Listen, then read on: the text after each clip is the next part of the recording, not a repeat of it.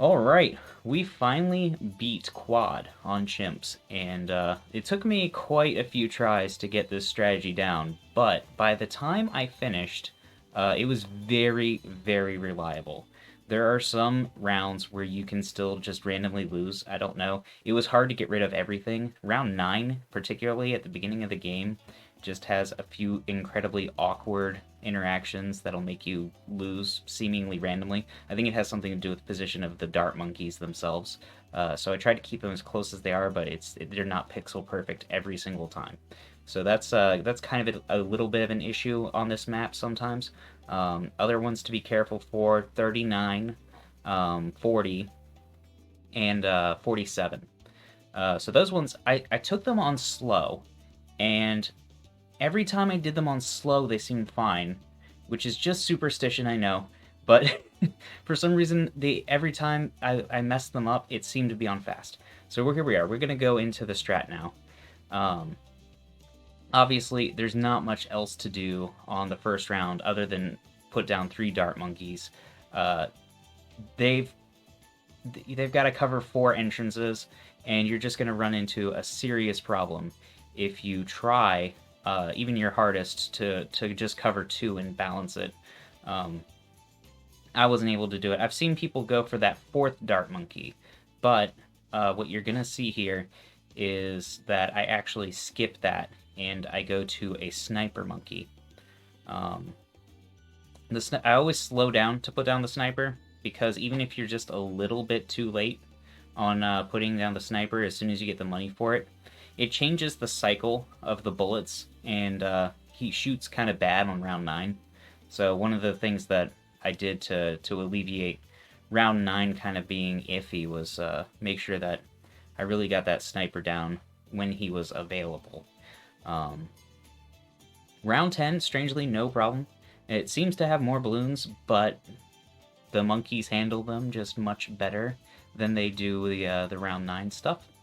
And after that, you're going to be able to afford Geraldo, which, obviously Geraldo has been a staple in a lot of early game strats, um, used for a while here. But for me, Geraldo didn't do much in the early game. It was his mid and late game power that really helped me get to a good setup. Um, the turrets here, they help out, but I had almost as much success using just a druid at the bottom next to that dart monkey in the bottom center. But two um the two turrets, shooty turrets, we're gonna put down, and the druid on top, they cover things really well, and then you don't have to get a second druid, which ends up costing more if you take it to like Druid of the Jungle or something like that. Plus, I was always considering options like maybe in the mid 40s instead of what I end up doing. I thought about something like using a pickle jar on Geraldo and a camo detection to get past a lot of those high volume 40 rounds. So here in the 16s, 17, in the mid-teens, we're just going to go ahead and keep upgrading our druid. The Druid of the Jungle, once you get to him, he covers a lot of ground in terms of how much popping he's doing, and it's a global effect. We're going to be really pushing global effects here because we want to make sure that we can hit stuff that's in front, anything that's about to get out of any entrance with any monkey.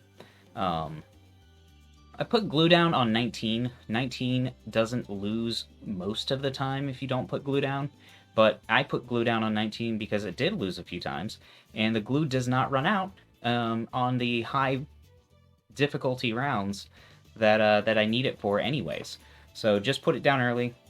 It's an easy way to just kind of add some stability to a run that really doesn't have a lot of stability otherwise. So we're gonna go ahead and, after a Druid of the Jungle, get the sniper to see camo. We pop the camo, then we get this other sniper to pop lead. And I know most people, they get their 2 snipers next to each other. This is for a reason. It's because I don't want to share an alchemist with this particular monkey. I'm going to get the shrapnel shots, and as soon as I start getting shrapnel, I usually put them on first, just to start making sure that something is globally working towards popping the first balloon, or the most dangerous balloon, which is the one that is closest to an entrance at any given time. Which, you know, it's just the way that I think you have to do it on this map. Here, we are actually quite strong with our glue and our 2 snipers, and we're just going to put down this spike factory. And we can just sit here on the spike factory all the way to 40. Well, 39. 39, we're going to get a Geraldo pickle jar, but, you know, other than that, it's the spike factory just sits here, absolutely crushing balloons. And the point of it is that the mob is going to come out on round 40, and we'll have a nice pineapple pile that is fairly good at just destroying the mob, and we don't have to use any of Geraldo's like single-use abilities, like the Maelstrom. I've seen some strategies for this where you get a Maelstrom, and you just get like bouncing bullets really early, and that's pretty cool. I like that idea, but the spike factory is something I always thought I'm gonna want this anyways. So why don't I just go ahead and get the spike factory and have it pop the mob for me? I'm not getting any discount villages on the right side of the map, so getting this early has no repercussions to my build. It's just gonna be good. And some people complained in my Twitch chat that I don't alchemize this early enough, but this thing does a really good job without an alchemist, at least for like the rounds in the 40s and 50s that we kind of rely on it for. So here we are, 38 is the last round before things start getting real, and we start getting into the real strategy here. So we're going to pickle up our druid, and once he's pickled, he's going to pretty much wreck stuff for a while. Like, a pickled druid does way more than I thought it was going to. I took it to like Sandbox, and doing that makes it do about 50% more pops. And I think it must be that it's hitting the vine. The vine that pops balloons after the entangling root effect, I think that does more damage with a pickle, which is kind of crazy if things are getting that, like, that wrecked by it. So now we can just afford to kind of go with discount villages here, because 41 isn't going to be a problem. 42 won't be a problem as long as Geraldo gives his camo detection potion over to the druid. The druid, who is, again, kind of wrecking stuff right now. It becomes very powerful on 42. 43, the balloons move a little too fast, so you put one piece of glue down in this middle section. You don't really need it on the top half anymore because we have a pineapple wall to sit there and break everything. But still take this one slow, because every once in a while I had an issue of things just flying through the pineapple wall. Yeah, the problem wasn't on the left side, or the bottom side, with the glue. I thought the glue might not be enough. It turns out that the pineapples are less good than a glob of glue for that particular round. After that, we get another village, as it turns out. And we get a triple shot and an alchemist to improve the triple shot, which is going to be really, really strong. These triple shots last a very long time for being our primary damage dealer. And we don't get the sharpening stone yet. We don't need them. The sharpening stones will come later on. We're waiting for the advanced sharpening stones. We don't want to waste something on something we're just going to upgrade anyways. For stability's sake, you might want to try it. I don't know. I feel like there's a lot of give in this run after I got this to the point I did. But yeah, once you have that bouncing bullet, take 47 slow. 47 can be a little bit crazy. Again, it's got that rush at the beginning that can go through the pineapple wall. The glue is not an issue. But then you have time for a third discount village. And you're going to see how crazy this gets pretty soon. When you have triple discounts on stuff, you can just buy up good towers really fast. So the first good tower we're going to get is a Spike Factory. I mean, it's not super good late game, but it's good now. And we're going to get it just to kind of balance out our map. I feel better when there's some semblance of symmetry. And I'm sure you guys do too. Everybody likes patterns and stuff like that. We're going to get that up to the same 3-2 that we've got on the other side. And then we're going to get jungle drums on one of the ones that's going to hit everything. We want this to hit everything. I use the top right one because a little bit later in the game we do get some stuff kind of in that upper center area. And these things have no problem popping the mobs and the stuff inside the mobs.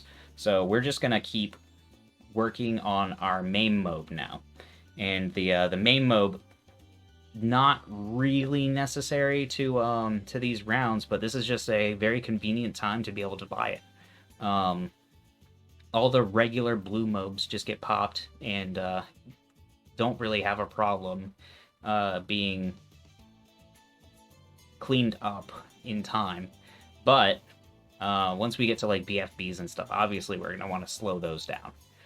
So we want our main mob now, and it'll come in handy in the future. So one of these rounds, I think it's 54, kind of gives you an oh shit moment. Because like the mob on the right comes through pretty fast. But then you get your main mob like mid-round and it's fine. At least, you know, I never had a problem with 54, 55. I did have a very bizarre round 63 that did not go well, but it's been mostly good.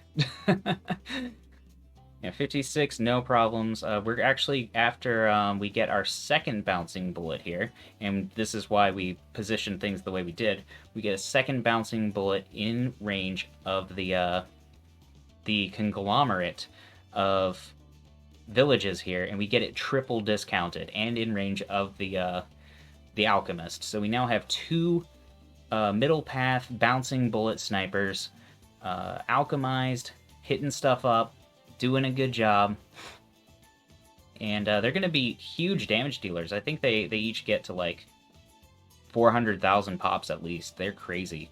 For the price, it's hard to beat. I kind of wonder if you could just spam snipers and beat this, but that's not the way I wanted to win. I wanted to do something fun. After this, I'm using our insane village discount area to just buy a dart monkey. You know, dart monkeys are a lot stronger than people give them credit for. And I'm being a little careful with positioning here so that we can turn it to a super monkey. Just kidding. We're not actually using a dart monkey on round 60. I had you going, didn't I? Yeah, the super monkeys with triple discounts are definitely a lot stronger than I thought they would be. They're really cool, and they don't cost that much. See, Tier 3 Sun Avatar for 16.2. That's a great price on a Sun Avatar, and we're going to go for it.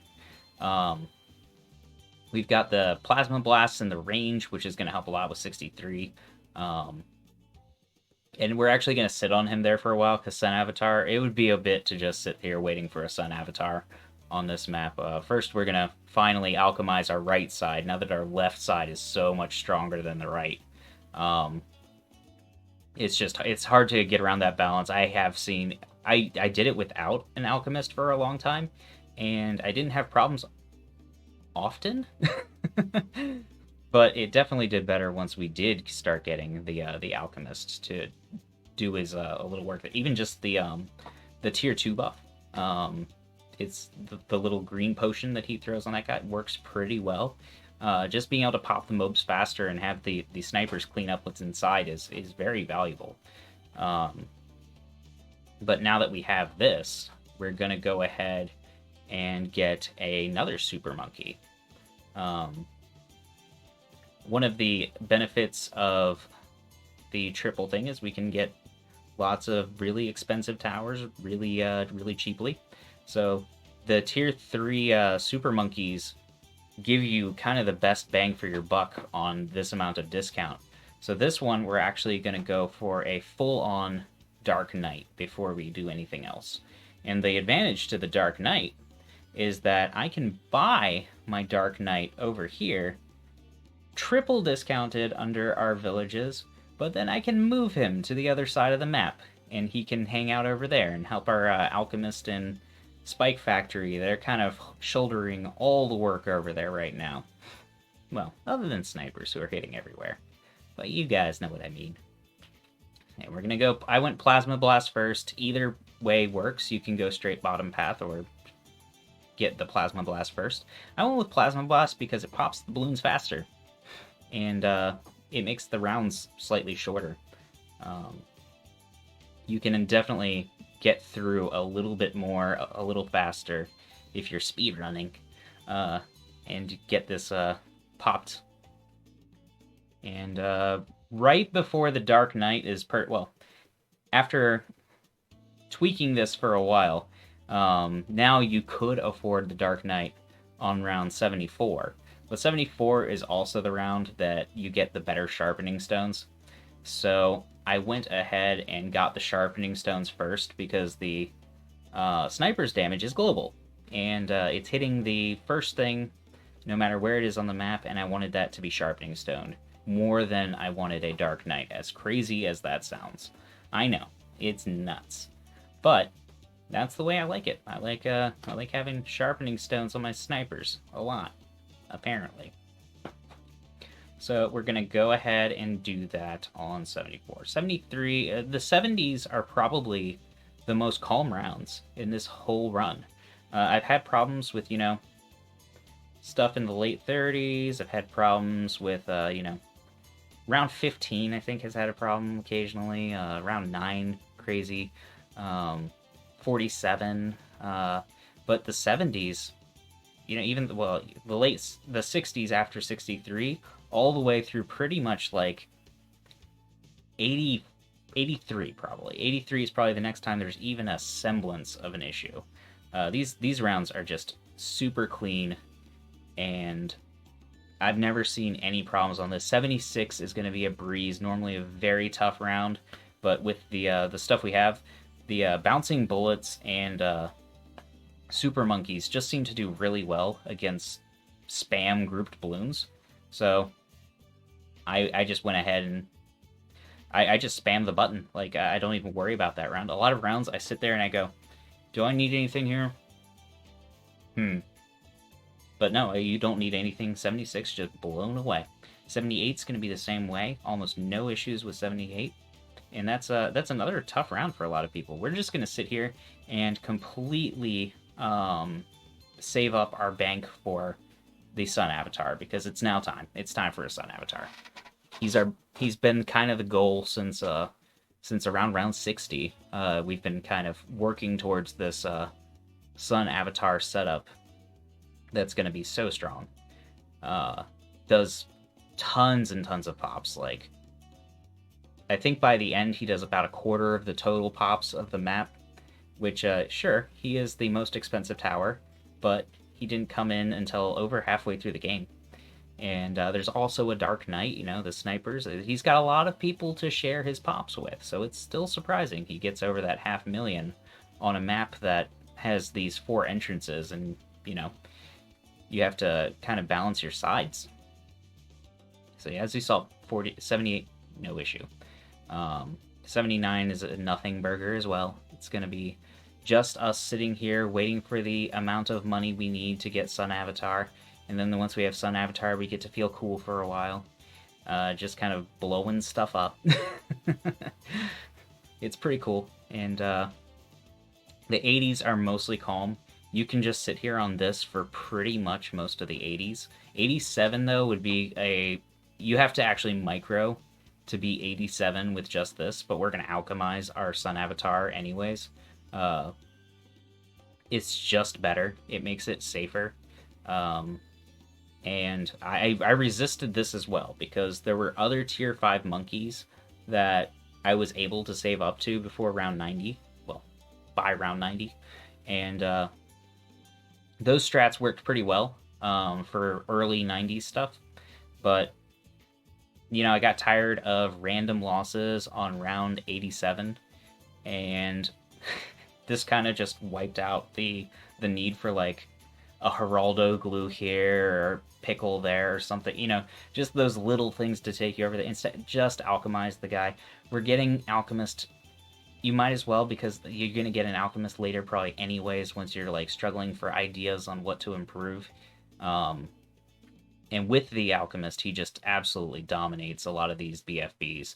They just get melted, and the grouped mobs that come out afterwards absolutely massacred by sun avatars and bouncing bullets. It's kind of crazy how much they do.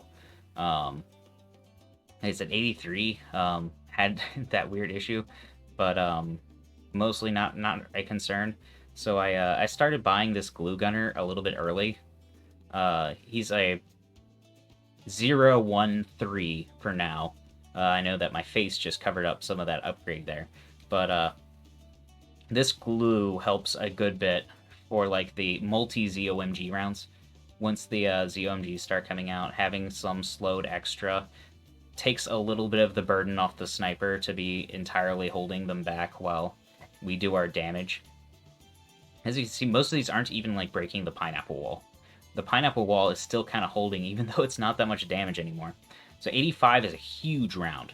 We get to put camo pots on our super monkeys, which gives them extra range and damage to DDTs, and that's going to last the rest of the game, which is pretty awesome. And we pickle them up as well. Pickles do insane bonuses for super monkeys, and we put them on the snipers. The snipers don't do that much more with them, and you don't need them for these particular rounds. But I found that it was much easier to remember to re-pickle everything on round 93 than it was to micromanage all of my pickling. So here I start getting an Embrittle, because for 87 I really wanted to pop one ZOMG earlier than the rest. And Embrittle is going to make us amplify a lot of damage to that first ZOMG that comes out. And it's going to improve the stability of this round. Because I had an issue for a while where there was too much damage spread too evenly, as the sniper was holding everything back in like its perfect cycle. And what happened was, if two ZOMGs broke at the exact same time, we had an issue where the split targeting of everything sometimes let ceramics through, and it was bad. It just wasn't fun, and we try to mitigate that. So here, we're gonna start really committing to breaking down these extra walls and putting these ice monkeys at every entrance, because amplified damage, when we're relying so much on this big behemoth of a tower, the sun avatar, and even in some ways the snipers, having that embrittlement affect everything coming through the door is going to be a big help.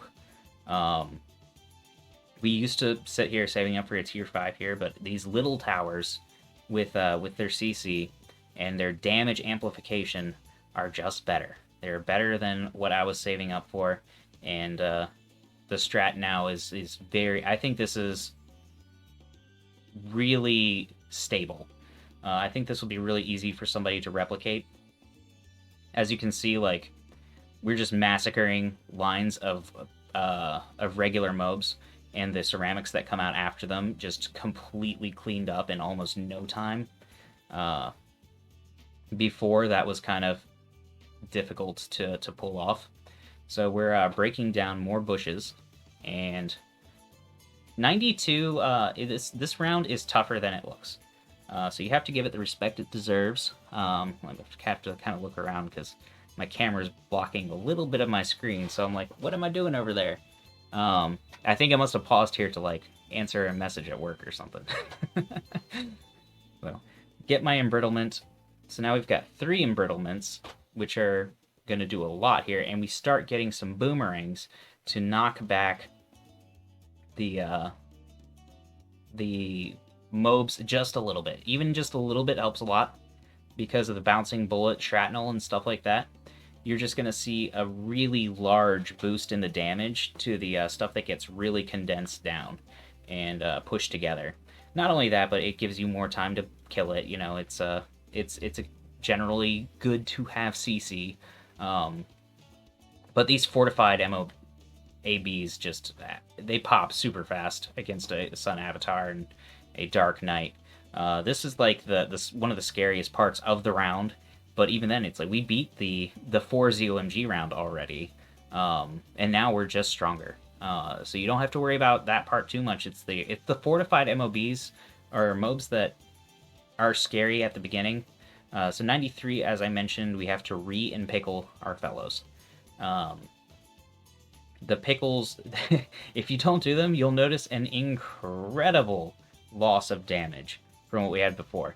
And I decided to move my my Dark Knight here just a tiny bit because the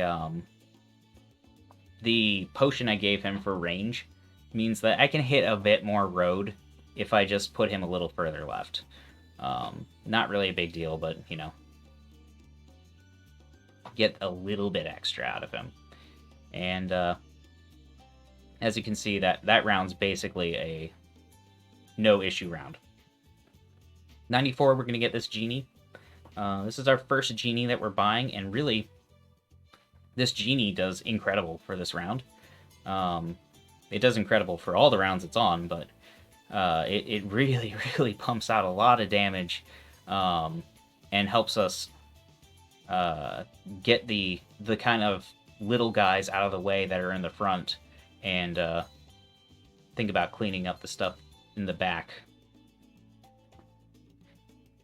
Okay, so this time I'm going for another boomerang. I just kind of put them near Discount Village if I could, and tried to make it so that it hit 2 paths. I think this guy got really close to not really hitting 2 paths at all, but he does technically kind of hit 2 paths. Not a lot of sophisticated targeting that you have to do here. I decided 95 was tough and that I was just going to use a little bit of glue here on the side that I felt had the least power. And I figured that would at least give them a shot. And started to up the glue on my my glue monkey up there. One thing that I did in another run was give him the camo potion. Oh, I think I did here too. Looks like he's got the camo potion. I was like, I knew I did that. Because yeah, he's hitting DDTs, which he would not be able to do without that. That's in the section of the screen that I can't quite see. So yeah, get the glue splatter. The glue splatter, it's not a huge upgrade, but I found that on round 98 particularly, the glue splatter helped a lot. And I don't like upgrades that are just for one round, but the round right before I did this and completed it, we lost on 98. So I was like, all right, round 98, we're putting out the stops. We're gonna do this as powerfully as possible. Because right now we're actually fairly solid. I mean, 97 we're just gonna blow through. Your genie's gone. Don't rebuy your genie on 97. 97 has almost no problems. It's like the easiest round in the 90s for sure. And you do rebuy it on 98 because 98 is the problem round. It's the problem round. Round 100 has no issue with this strat. This strat's gonna destroy round 100. It's gonna be nuts. As you can see, I'm kind of fishing for another spot to put a boomerang monkey here. I'm not gonna find it. So I end up putting it like in this really bizarre spot down here that I decided would be cool. I was like, all right, well, maybe if we put it here, it'll hit this line of stuff, and maybe it'll get some stuff trapped in the embrittle a bit longer, and do some extra work there. Plus, it's round 98. I just want to be bouncing as many things back into its back into the entrance as I can. We got our genie back, and we're gonna use a little bit of. We're gonna use one maelstrom. I've decided. I decided one maelstrom for stability.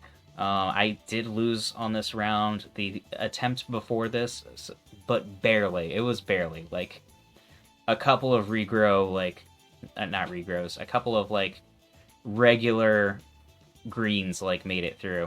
So I just, I use the maelstrom and I make one side drastically smaller than the others so that my monkeys can focus on the 3 lanes that matter,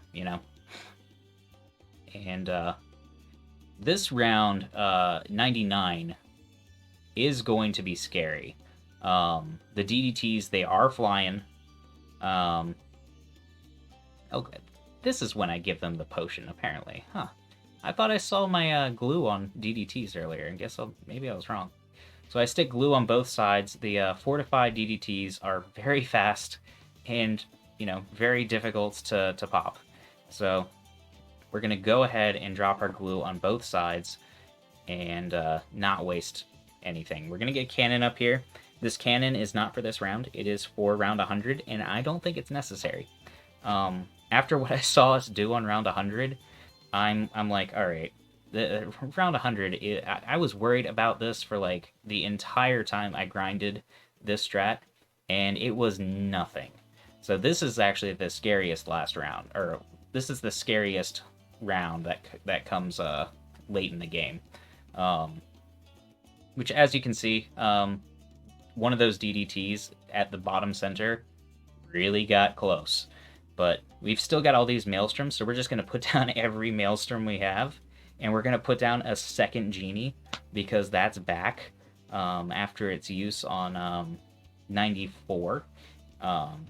We've gotten one back. So now we have 2 genies, 4 maelstroms, and a cannon ability. And we're just going to put down a hot pepper for good measure. Just, because we had it. I don't, again, probably not necessary. But we're going to go hard on this guy. And we're going to move our Dark Knight.